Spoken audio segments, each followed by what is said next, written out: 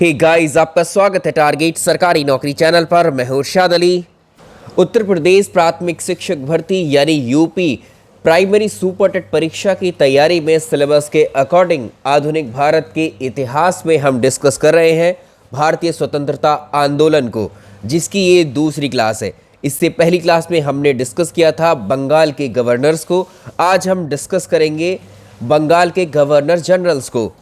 ये टॉपिक बड़ा इम्पॉर्टेंट होता है क्योंकि यहाँ से जो बंगाल के गवर्नर हुए, बंगाल के गवर्नर जनरल हुए या भारत के वायसराय हुए, इनके समय में हुई घटनाओं को अक्सर परीक्षा में पूछ लिया जाता है। आइए शुरुआत करते हैं। आपसे रिक्वेस्ट है वीडियो को लाइक कर दीजिए। इसके पहली जो पार्ट्स हैं वो देख लीजिए। चैनल पर अलग अलग विषयों की प्लेलिस्ट बना दी गई है।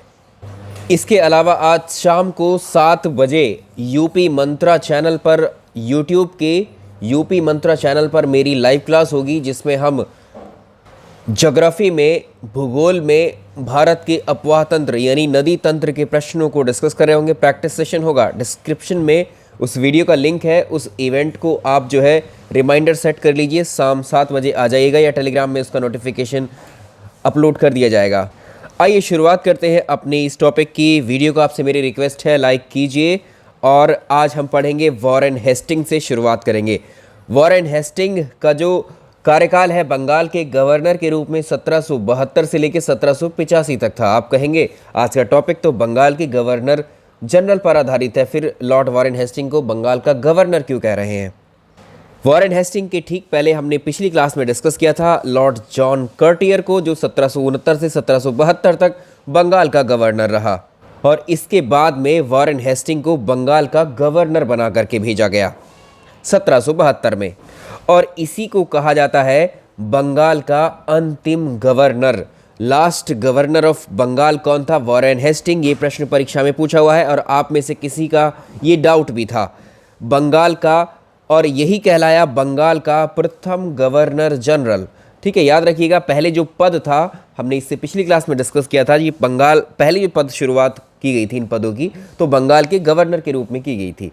और बाद में 1773 के रेगुलेटिंग एक्ट के तहत बंगाल के गवर्नर के इस पद को बंगाल के गवर्नर जनरल पद में तब्दील कर दिया गया। इस हिसाब से बंगाल का, और ये हुआ था किसके समय? हेस्टिंग के समय। आगे हम डिस्कस कर रहे होंगे। बंगाल का अंतिम गवर्नर जनरल किसको कहा जाता है? बंगाल का अंतिम गवर्नर किसको कहा जाता है? वॉरेन हेस्टिंग को कहा जाता है। और बंगाल का प्रथम गवर्नर जनरल ये बनेगा जब ये पद समाप्त किया गया बंगाल के गवर्नर का, तो नया पद जो बना वो बंगाल का गवर्नर जनरल बना। तो यही पद, ये दोनों प्रश्न एक ही व्यक्ति के नाम पे है। ठीक है, इनका उत्तर वॉरेन हेस्टिंग ही होगा दोनों का। इसके समय में जो महत्वपूर्ण घटनाएं हुई उनका जिक्र करते हैं, या इसने क्या क्या कार्य किए, ये प्रश्न बनता है।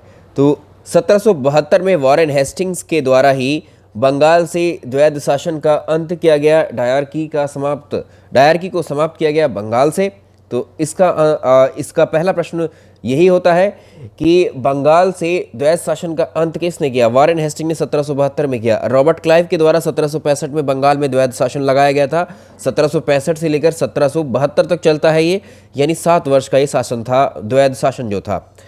एक पॉइंट ये मिलता है आपको। और 1772 में ही वॉरेन हेस्टिंग्स के द्वारा डिस्ट्रिक्ट कलेक्टर का एक नया पद क्रिएट किया गया था। और वॉरेन हेस्टिंग के समय में सबसे इम्पॉर्टेंट, ब्रिटेन की संसद से भारत के लिए एक एक्ट बना करके भेजा गया, जिसे हम जानते हैं रेगुलेटिंग एक्ट 1773 के एक्ट के नाम से। आपसे पूछा जाएगा रेगुलेटिंग एक्ट 1773 किस बंगाल के किस गवर्नर के समय में आया था? तो ये वॉरेन हेस्टिंग्स के समय में आया था, क्योंकि वॉरेन हेस्टिंग का जो समय था वो 1772 से लेकर 1785 तक का इसका शासन का काल था। अब हम बात कर लेते हैं इस रेगुलेटिंग एक्ट 1773 के बारे में। और इसमें सबसे इम्पॉर्टेंट बात याद रखने वाली वो यही है, अभी तक जिसे हम बंगाल का गवर्नर कह रहे थे, इस एक्ट के थ्रू इस बंगाल के गवर्नर के पद का नाम बदल दिया गया। तो इस हिसाब से बंगाल का अंतिम गवर्नर जो होता है, वो बंगाल का अंतिम गवर्नर कौन होता है? वॉरेन हेस्टिंग होता है। और इस पद को, जिसका नाम बंगाल का गवर्नर है, इसको रीनेम किया गया, इसको चेंज किया गया। अब इसको बंगाल का गवर्नर जनरल इसको कहा जाने लगा। आपसे पूछा जाएगा किस एक्ट के थ्रू बंगाल के गवर्नर के पद को बंगाल का गवर्नर जनरल कहा जाने लगा? Regulating act 1773। सारे पॉइंट्स आपके सामने मेंशन कर दिए गए। ताकि बहुत आसानी से आप इनको समझ पाएं। इस हिसाब से क्या हुआ, अब बंगाल का प्रथम गवर्नर जनरल कौन हुआ, वॉरेन हेस्टिंग ही हुआ। ठीक है, तो ये दोनों बातें बराबर हो जाती हैं। अगला पॉइंट अगर हम बात करें, इसी रेगुलेटिंग एक्ट के तहत में क्या किया गया था, 1773 के रेगुलेटिंग एक्ट के तहत 1774 में वॉरेन हेस्टिंग्स के समय में ही कलकत्ता में एक सुप्रीम कोर्ट की स्थापना की गई, सर्वोच्च न्यायालय की स्थापना की गई। और इस सर्वोच्च न्यायालय का स्ट्रक्चर अगर हम देखें, जो कि कलकत्ता में स्थापित किया गया था 1774 में, इसमें एक मुख्य न्यायाधीश थे और 3 अन्य न्यायाधीश थे।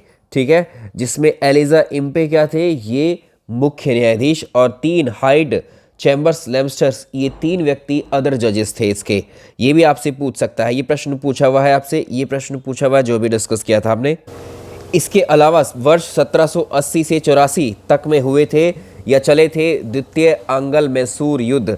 ये युद्ध चला था द्वितीय आंग्ल मैसूर युद्ध। इसमें वॉरेन हेस्टिंग के समय में ये युद्ध हुआ था और इसमें हैदर अली की मृत्यु हुई थी। आपसे पूछा जाएगा हैदर अली की मृत्यु जो है किस मैसूर युद्ध या किस युद्ध के दौरान हुई थी, तो ये आंसर होगा 1780 से 1784 के मध्य चले द्वितीय आंग्ल मैसूर युद्ध के दौरान हैदर अली की मृत्यु हुई थी। किसके शासनकाल में हुई थी, उस समय वॉरेन हेस्टिंग गवर्नर जनरल हुआ करता था। ठीक है, ये पॉइंट्स आपको याद रखने हैं। 1780 में वॉरेन हेस्टिंग के द्वारा भारत में स्थापित किया गया था पोस्ट ऑफिसेस को, प्रधान डाक कार्यालय यानी जनरल पोस्ट ऑफिस, जीपीओ की स्थापना इसके द्वारा ही भारत में की गई थी, जो हम आज देखते हैं। और एक और इम्पॉर्टेंट फैक्ट है ये, और ये बहुत परीक्षा में पूछा भी जाता है, भारत का जो पहला समाचार पत्र था, इंडिया का फर्स्ट न्यूज़ पेपर, जो कि अंग्रेज़ी भाषा का था, जिसको हम कहते हैं बंगाल गजट, ये वॉरेन हेस्टिंग के समय में ही प्रकाशित हुआ था। जिसका संपादक कौन था, जेम्स ऑगस्टस हिक्की था। और कब हुआ था ये प्रकाशित, 29 जनवरी 1780 को। डेट दोनों याद रखनी है और फैक्ट भी याद रखना है। ये फैक्ट मतलब फैक्ट में जो डेट्स और प्लेसेस और जो ये आपको इनके संपादक के नाम है सब याद रखने। जब 29 जनवरी 1780 को इसका प्रथम संपादन किया गया, तो हमारे देश में आज भी देखते हैं 29 जनवरी को हम सेलिब्रेट करते हैं न्यूज़ पेपर्स डे के रूप में, समाचार पत्र दिवस के रूप में। ठीक है, और 1784 में ही इसी के समय में वॉरेन हेस्टिंग के टाइम पीरियड में आया था पीट्स इंडिया एक्ट 1784। ये आपसे पूछता है पीट्स इंडिया एक्ट भारत में किस वर्ष आया, 1784 में। किस बंगाल के किस गवर्नर जनरल के टाइम पीरियड में आया, वॉरेन हेस्टिंग के समय में। क्योंकि वॉरेन हेस्टिंग के समय में ही जो है सुप्रीम कोर्ट की स्थापना की जा चुकी थी। सुप्रीम कोर्ट का जो जज था, मुख्य न्यायाधीश था एलिजा इम्पे, और वॉरेन हेस्टिंग के जो रिलेशंस थे वो काफ़ी अच्छे थे। तो वॉरेन हेस्टिंग उस समय जब अपने शासन में क्या करता था, किसी व्यक्ति पर भी कोई भी छोटा आरोप लगाता था और वो सुप्रीम कोर्ट भेज दिया करता था, और जैसा वो वॉरेन हेस्टिंग चाहता था उसी तरह की सज़ा एलिजा इम्पे के द्वारा सुना दी जाती थी। इसलिए इसने एक तरीके से हम कह सकते हैं वॉरेन हेस्टिंग के द्वारा अपने जो राइट्स थे, अधिकार थे, उसकी जो पावर्स था उनका मिस यूज़ किया गया था इसके द्वारा। तो इसी का विरोध किया गया था। और इसने जो है ऐसे ही 3 व्यक्ति थे, नंद कुमार, चैत सिंह और घसीटी बेगम, इन तीनों पर कुशासन के आरोप लगा करके जो है इसने तीनों लोगों को फांसी दिलवाई थी। और ये इस तरह से जब ये बात ब्रिटेन में पहुंची तो ब्रिटिश सरकार ने जो है अगला एक्ट बना करके भैया 1784 का ये एक्ट पारित किया, जिसमें जो है कुछ पावर्स को जो है लिमिटेड किया गया ताकि इस तरह की मिसयूज़ पावर्स का ना किया जा सके बंगाल के गवर्नर जनरल के द्वारा। और इसी पीट्स इंडिया एक्ट के तहत जो है बोर्ड ऑफ कंट्रोल की स्थापना की गई या नियुक्त किए गए। ठीक है, और वॉरेन हेस्टिंग का कार्यकाल समाप्त होता है इस एक्ट के बाद में। 1784 में आया था, 85 में वॉरेन हेस्टिंग का कार्यकाल समाप्त होता है। ये वापस ब्रिटेन लौटता है और वहाँ पर इस पर जो है इम्पीचमेंट या एक तरीके से महाअभियोग इस पर लगाया जाता है। महाअभियोग को हम जानते हैं, भारत के राष्ट्रपति को अगर उसके पद से हटाना होता है तो एक प्रक्रिया होती है जिसे हम महाअभियोग के नाम से जानते हैं, इम्पीचमेंट के नाम से जानते हैं। तो ये वो इकलौता गवर्नर जनरल हुआ भारत का जिस पर इम्पीचमेंट लगाया गया था या महाअभियोग लगाया गया था। तो ये प्रश्न भी आपसे पूछा हुआ है और अक्सर पूछ लिया जाता है, तो बेहद इंपॉर्टेंट है वॉरेन हेस्टिंग परीक्षा के लिहाज से। इसके बाद में आता है सर जॉन मैकफर्सन 1785 से 1786। ज़्यादा समय नहीं था, बस 1 साल से भी कम का समय के लिए ये जो है गवर्नर जनरल बनता है। अनअकैडमी लर्निंग एप्लीकेशन पर पीसीएस की टेस्ट सीरीज़ चल रही है, जीएस के पेपर 1 की। ये फ्री टेस्ट सीरीज़ है आप सभी के लिए। आप जून में आपकी परीक्षा है, आपकी पीसीएस की प्रीलिम्स परीक्षा, इसकी तैयारी के लिए इस टेस्ट सीरीज़ को आप ज़रूर ज्वाइन कर लीजिए। और इसकी कंप्लीट तैयारी करना चाहते हैं तो आप इस परीक्षा में रैंक 1, 2, 3 और 4, 5 तक, अगर 4 to 25 तक लाते हैं तो आपको यहाँ पर स्कॉलरशिप मिलती है अनअकैडमी में, बिल्कुल फ्री क्लासेस लेने की पीसीएस की। इसके अलावा अनअकैडमी के बैच कोर्सेज भी चल रहे हैं जिसमें मेरी क्लासेस भी हैं प्लस की, और यहाँ पर आप पढ़ सकते हैं जीके मुझसे यूपी कांस्टेबल बैच के लिए।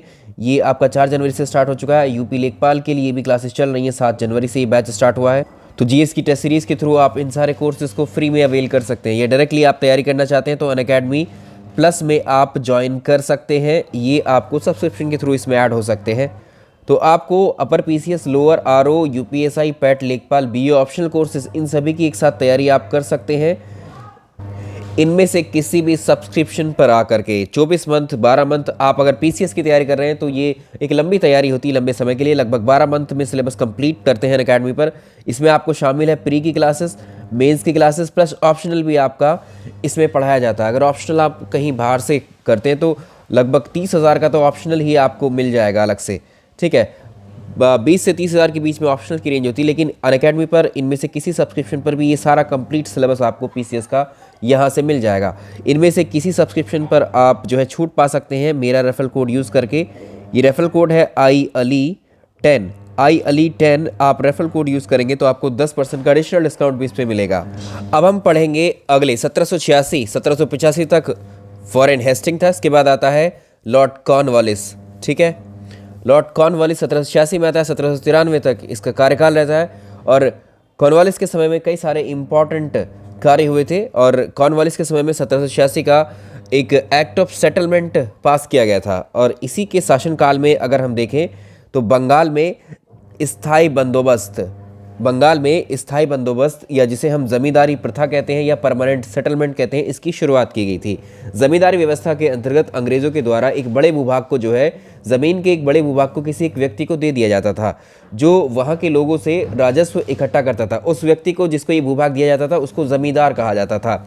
यानी लगान या टैक्स वसूल करने की जिम्मेदारी उस ज़मींदार की होती थी, और ज़मींदार कुल उपज का 1/11 अपने पास रखता था, और बाकी अंग्रेज़ों को जो है 10/11 हिस्सा वो देता था, ठीक है। तो ये स्थायी बंदोबस्त था। कॉर्नवालिस के समय में ही 4 सत्र न्यायालयों की स्थापना की गई थी। 4 सेशंस कोर्ट बनाए गए थे कलकत्ता, मुर्शिदाबाद, पटना और ढाका के अंदर। सबसे इम्पॉर्टेंट घटना या कार्यक्रम अगर हम देखें, इसने जो इम्प्लीमेंट्स किए थे यहाँ कॉर्नवालिस के समय में, जो है भारतीय नागरिक सेवा, इंडियन सिविल सर्विसेज की शुरुआत की गई, ठीक है। भारत में जो अब देखते हैं यूपीएससी जो आपकी सिविल सर्विसेज की परीक्षा करवाता है, ये शुरुआत जो की गई थी, अगर हम इतिहास में झांक करके देखें तो ये 1793 में इसकी शुरुआत लॉर्ड कॉर्नवालिस के टाइम पर की गई थी, या इसी के द्वारा इसको शुरू किया गया था, ठीक है। तो याद रखिएगा, कॉर्नवालिस को भारतीय नागरिक सेवा, इंडियन सिविल सर्विसेज का जनक कहा जाता है। ये प्रश्न बहुत पूछा जाता है आपसे परीक्षाओं में। तो कॉर्नवालिस ने 21 अप्रैल 1793 में भारत में आईसीएस की स्थापना की। इसलिए आज भी देखते हैं 21 अप्रैल को नागरिक सेवा दिवस जो है सिविल सर्विस डे सेलिब्रेट किया जाता है। और इसी के समय में कॉर्नवालिस के टाइम पीरियड में 1790 से 1792 में हुआ था तीसरा आंग्ल मैसूर युद्ध, और इसमें इस युद्ध में टीपू सुल्तान पराजित हुआ था। किसके समय में हुआ था? कॉर्नवालिस के समय में। ये प्रश्न पूछ सकता है। और जब इसकी उम्र 67 वर्ष की थी, तो इसकी उम्र मतलब 67 वर्ष की उम्र में 1805 में जो है इसकी मृत्यु हो गई थी। ये भारत में ही था, और भारत में ये उत्तर प्रदेश में था। उत्तर प्रदेश के गाजीपुर में इसकी मृत्यु हुई है। वहीं पर इसकी कब्र भी बनाई गई, क्योंकि क्रिश्चियन थे ये लोग, ठीक है। आपसे पूछा जाएगा कि एकमात्र भारत का गवर्नर जनरल कौन था जिसकी कब्र भारत में है, ठीक है। तो ये था कॉर्नवालिस, ठीक। ये आपको याद रखना है, ये मैंने आपको ऐड कर दिया फैक्ट यहाँ। इसके बाद आया था सर जॉन शोर 1793 से 1798 तक। इसके समय में एक अधिनियम पास किया गया था, चार्टर अधिनियम 1793 का। जॉन शोर के समय में ही पारित हुआ था। जॉन शोर के समय में ही 1795 में भारत में अटैक होता है जमान शाह का। ये जमान शाह कौन था? आपने पहले पढ़ा होगा, जमान शाह जो अहमद शाह अब्दाली था, अहमद शाह अब्दाली का ये उत्तराधिकारी हुआ था जमान शाह। इसका अटैक भारत में जॉन शोर के समय में होता है।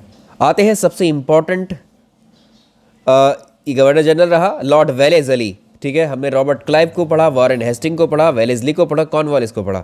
ये 4-5 नाम जो लिए बेहद इंपॉर्टेंट है, प्रश्न इन्हीं के इर्द गिर्द बन जाते हैं आपसे परीक्षा में। लॉर्ड वेलेस्ली की बात करेंगे, 1798 से 1805 तक रहा था ये, और आप जानते हैं 1805 में ही मृत्यु हुई थी कॉर्नवालिस की, ठीक है।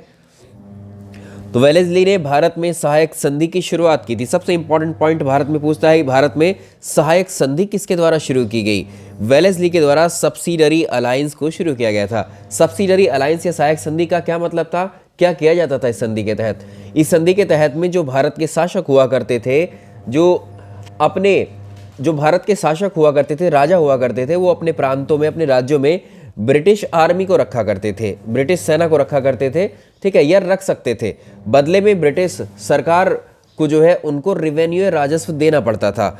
भाई एक तरीके से ये सुनिश्चित करते थे अंग्रेज की आपको जो है सुरक्षा प्रोवाइड की जाएगी, बाहर से कोई हमला होगा तो ब्रिटिश सेना उसको जो है आपको सुरक्षा प्रोवाइड करेगी। इसके बदले में वो भारत के राजा जो है अंग्रेज़ों को जो है क्या देंगी, रेवेन्यू या राजस्व दिया करती थी। तो ठीक है, तो इस तरह से भारत में जो है सहायक संधि को शुरू किया गया। और भारत का ऐसा पहला राज्य कौन सा हुआ जिसने इस लॉर्ड वेलेस्ली की सहायक संधि को अपनाया था? ये था हैदराबाद। और ये प्रश्न आपसे परीक्षा में पूछा गया था। हैदराबाद जो है सहायक संधि में शामिल होने वाला पहला राज्य था जिसने वेलेस्ली की सहायक संधि को अपनाया। इसके अलावा जो सहायक संधि में और दूसरे राज्य प्रांत शामिल हुए, इसमें हैदराबाद, मैसूर, तंजौर, अवध, मराठा, भोसले और सिंधिया, ये सारे जो है किस में आए थे? ये सहायक संधि में शामिल हुए। इसके बाद में नंबर आ जाता है 1799 में चौथे आंग्ल मैसूर युद्ध का। ये वेलेस्ली के समय में हुआ था और इस समय जो है टीपू सुल्तान की इस युद्ध के दौरान मृत्यु हो गई थी। आपसे ये प्रश्न भी अलग से पूछा हुआ है कि टीपू सुल्तान की मृत्यु किस युद्ध के दौरान हुई?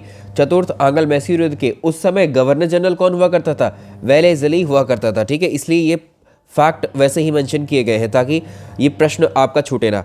और वर्ष 1800 में वेलेस्ली के द्वारा सिविल अधिकारी हुआ करते थे, उनके ट्रेनिंग के लिए कलकत्ता में फोर्ट विलियम कॉलेज की भी स्थापना की गई थी। तो ये भी पूछ सकता है आपसे कि फोर्ट विलियम कॉलेज की स्थापना किसके द्वारा की गई। इसके बाद में आता है सर जॉर्ज बार्लो। ये जॉर्ज बार्लो 1805 से 1807 में, इसके समय में एक सैनिक विद्रोह हुआ था 1806 का। इसको भारत का प्रथम सैनिक विद्रोह माना जाता है, फर्स्ट आर्मी रिवोल्ट, जो कि तमिलनाडु के वेल्लोर में हुआ था। और इस समय पर क्या हुआ था, इस समय जो ब्रिटिश आर्मी हुआ करती थी उसमें भारतीय सैनिक भी हुआ करते थे, अपने सिरों पर उस समय जो है पगड़ी पहना करते थे। और 1806 में ब्रिटिश आर्मी में सुधार किए गए थे, रिफॉर्म्स लाए गए थे नए, तो भारतीयों को जो है पगड़ी पहनने पर रोक लगाया गया। उनके स्थान पर एक लेदर के हैट्स वगैरह इंप्लीमेंट किए गए थे नए। उसमें भी ये कहा जाता था जो चमड़े के ये हैट बनाए गए थे, इनमें गाय और सूअर की चर्बी का इस्तेमाल होता था। इन्हीं हैट्स को पहनने से इनकार कर देते हैं तमिलनाडु में जो वेल्लोर है यहाँ के सैनिक, और ये विद्रोह माना जाता है भारत का प्रथम सैनिक विद्रोह, ठीक है। चलिए, ये जॉर्ज बार्लो के समय में हुआ था। इसके बाद में आता है लॉर्ड मिंटो प्रथम 1807 से 1813।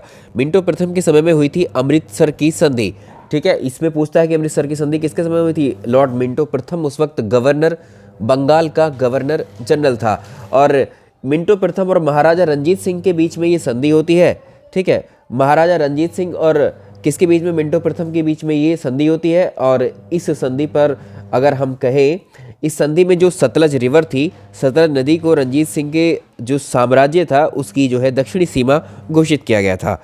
और मिंटो प्रथम के समय में पारित हुआ था चार्टर अधिनियम 1813 का। इस एक्ट के तहत भारत में जो ईसाई मिशनरीज थे उनका आगमन हुआ, यानी भारत में अब ईसाई क्रिश्चियन लोग जो है अपने धर्म का प्रचार प्रसार करने के लिए आ गए थे। और इसमें भारतीय शिक्षा के लिए साल भर में 1 लाख रुपए खर्च करने का प्रावधान भी किया गया था। और ईस्ट इंडिया कंपनी का यहाँ पर मोनोपोली जो थी, एकाधिकार को समाप्त किया गया था इस एक्ट के तहत। अगला है लॉर्ड हेस्टिंग्स, 1813 से 1823 में आता है ये। अब आप कहेंगे लॉर्ड वॉरेन हेस्टिंग तो हमें पढ़ाया है, फिर से ये हेस्टिंग कहाँ से आ गया? वो वॉरेन हेस्टिंग था, ये सिंपली हेस्टिंग्स है। 1813 से 1823 में हेस्टिंग के समय में नेपाल युद्ध हुआ था, या इसी को हम बोलते हैं गोरखा युद्ध, 1814 से 16 के बीच हुआ था। और इसमें जो है नेपाल की तरफ से, या नेपाल का शासक कौन था? अमर सिंह था। ये प्रश्न पूछ सकता है। हेस्टिंग्स के समय में 17 से 18 में हुआ था तीसरा आंग्ल मराठा युद्ध। और इस युद्ध में मराठा साम्राज्य में जो पेशवा का पद हुआ करता था, इसको खत्म किया गया और मराठा साम्राज्य के अंतिम पेशवा हुए बाजीराव सेकेंड। इसके बाद अंतिम पॉइंट की हम बात करेंगे आज की इस क्लास की, तो ये लॉर्ड एडम्स था 1823 से 1828 में। 1824 में एडम्स के समय में हुआ, इसने स्थापना की गई थी कलकत्ता संस्कृत कॉलेज की, और इसी के समय हुआ था प्रथम वर्मा युद्ध। तो आप याद रख सकते हैं ये थे बंगाल के गवर्नर, ठीक है, बंगाल के गवर्नर जनरल। अब इस पद को बंगाल के गवर्नर बंगाल के गवर्नर जनरल पद को भारत के गवर्नर जनरल के पद में तब्दील कर दिया जाएगा, जिसकी क्लास हम सेपरेट करेंगे और उसी में भारत के वायसराय को भी डिस्कस करेंगे। ये टॉपिक एक अगली क्लास में समाप्त होगा। इसके अलावा आज आपकी जो क्लास है उसको ज़रूर ज्वाइन कीजिएगा। ज्योग्राफी की प्रैक्टिस क्लास है और आज आपको हो सकता है कि भारत के पर्वत और पठार पर आधारित जो क्लास है, मतलब थ्योरी क्लास, वो मिल जाएगी आज। तो वीडियोस आपकी आती रहेंगी। कल मेरी तबीयत ठीक नहीं थी, इस वजह से कोई क्लास नहीं आ पाई, ठीक है। लेकिन आप तैयारी पर जुड़े रहिए, यहाँ पर कॉन्टिन्यूसली तैयारी चलेगी, आप फिक्र मत कीजिए। बाकी विषयों को जो है मेरी नज़र में है उनकी आप फिक्र ना करें बिल्कुल भी। ये विषय ऐसे हैं क्योंकि 55 नंबर का आपसे खाली जीएस ही पूछा जाएगा, 1/3 का, ये उसी का हिस्सा है। चलिए इस वीडियो को लाइक कर दीजिए, जो आपके कमेंट्स हैं वो आप लिख दीजिए कमेंट सेक्शन में। Thank you so much.